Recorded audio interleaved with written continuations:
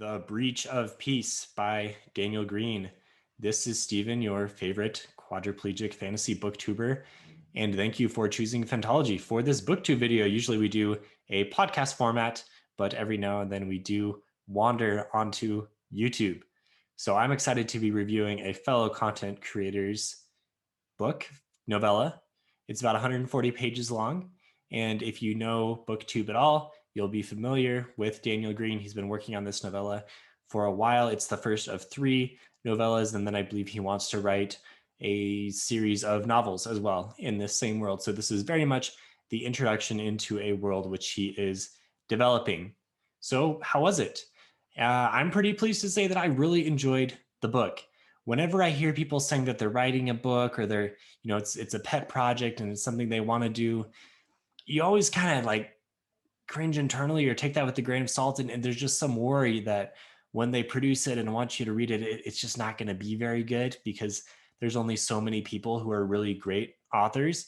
And as someone who reads published authors, top tier authors, it's hard not to compare when you're rating a self-published book to the top stuff. That said, I really liked Daniel Greene's book, and I think that as a debut novel, especially, this is some really solid stuff, and I really am excited for him to continue writing. And Daniel, if you're watching, please continue writing. I will continue reading your books. The book is written in an industrial era type of setting. Think like Age of Madness, Joe Abercrombie's second trilogy. I think Powder Mage trilogy is also a good comparison. It follows 3 detectives, and they're off on this murder mystery type of setting. So if you're someone who's into detectives and murder, true crime type of thing, this is going to be something that's going to grip you. It's a very fast moving book, and it's grimdark right away. It's dark. It's definitely more on the horror side of things. It starts off with some scenes of carnage as they investigate this murder site, and he does not shy away from describing what's going on. So if that is something that makes you a little queasy, you might want to skip over some of those descriptions, or maybe this book isn't for you. But if you're someone who enjoys the darker side of things, the Abercrombie, the Mark Lawrence, the R.F. Kuang, Evan Winter, grimdark.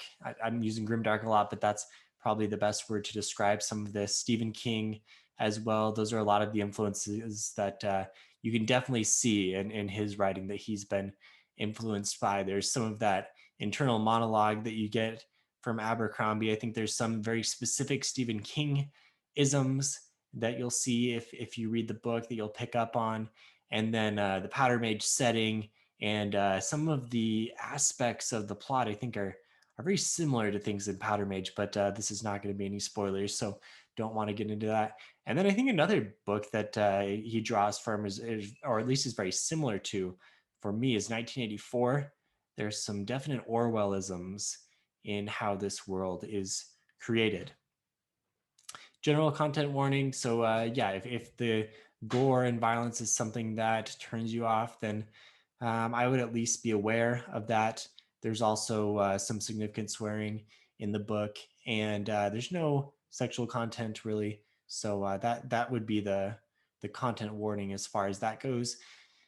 How was the book? The prose, if we're going to give it a rating on a few different scales, the prose was very solid. I thought it was good prose, didn't take away from the reading experience. I don't think it was fantastic by any means, but this is a first published work, so I don't know if we can expect too much more than solid prose. I thought maybe there were a few times where it got a little wordy and might have been stretching out the words, the thesaurus, if you will, the lexicon that were being, maybe that was a little stretched, and at times that was a little jarring. The world building was compelling to where I wanted to know more, but I don't know if there was enough in this book specifically to give it a solid rating on the setting. That said, it's hard to knock it because this is the first in a lot of novellas and novels that he's planning on writing in the world. The novella is not very long. We don't want to spend a whole lot of time giving info dumpy stuff on the world. So I think that as he was writing the book, that was obviously something that he was trying to balance. And I think for the most part, he does a good job. There's not too many sections of info dumpiness that is boring. There are maybe a couple times where I felt like, okay, let's kind of get back to the plot a little bit. But really briefly, like overall, I thought this was very well done, and the plot moved along quickly, and then the world was integrated into the plot as it moved. So solid work there. I'm interested in knowing more. I guess we'll just have to leave it at that. The world itself, like I said, it's in this industrial era setting. There are some interesting like lore, backstory type of things that are hinted at, but not fleshed out fully yet.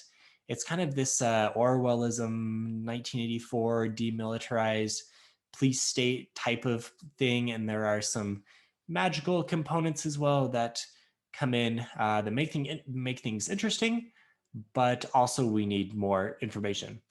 The plot is fast, and that is a huge pro for this book because it's short and it reads very quickly and it's interesting. It's a true crime type of case. The whole thing covers one case and it moves very quickly through everything.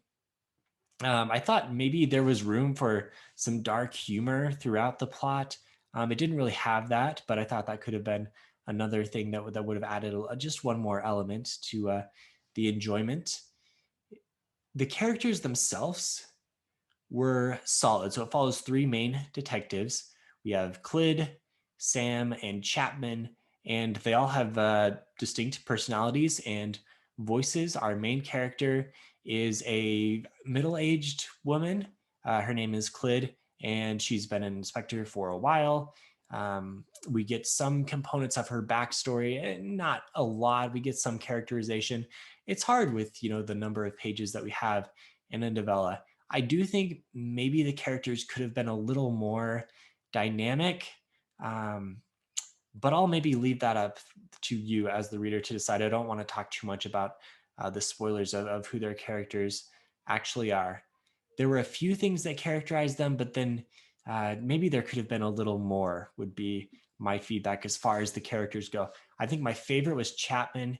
He had the most dynamic personality, and you'll see why as you read the book. So final scores, I think pros, I'm going to go 7 out of 10. I feel that that's a solid rating for a first-time author. The prose was probably better than anything that I would attempt in my first time. It did not take anything away from the book.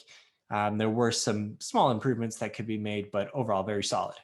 The plot, I'm going to go 9 out of 10. I think this was the strongest aspect of the book. It was a page turner. I was interested throughout. I wanted to know what happened.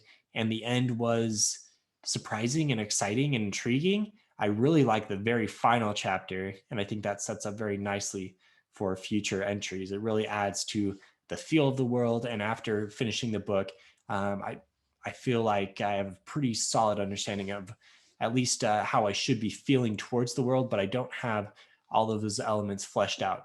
So for that reason, I'm going to give setting 7 out of 10. I was between 6 and 7.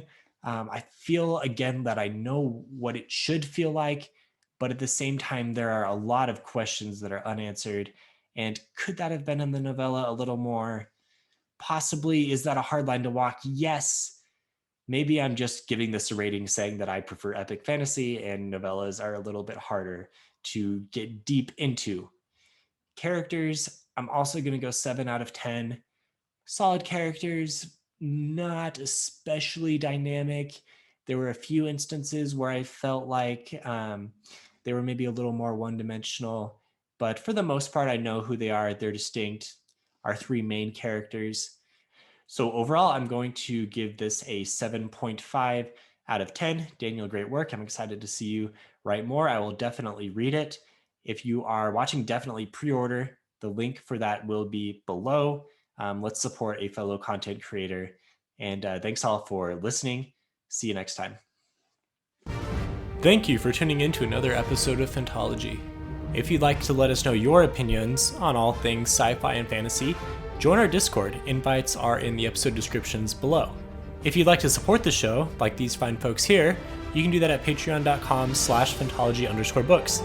Patrons get early access to new episodes, exclusive postings, and exclusive Discord benefits.